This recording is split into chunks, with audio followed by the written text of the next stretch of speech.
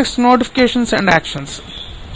So generally in this option you can see that there are a number of other options, like show notifications on the lock screen, show me the Windows welcome screen after updates, get tips and tricks and suggestion.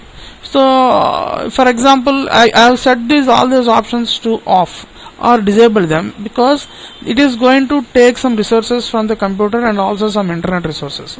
So what are we going to do is, like, I disable them, but if you want for a better viewing experience, you can easily set it to on. So for example, if you show notifications, so this is disabled by the system administrator, so the following options are available. So for example, if you want to get notifications from Windows apps in the sense which have been started in Windows 8 onwards, these are small applications type of things, but they are similar to Android apps and the Mac apps.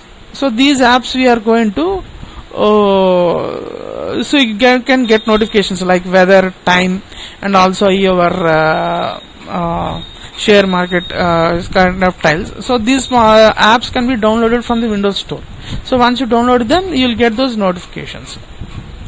So I have set all these apps to off, since I want my PC to work under 100% performance.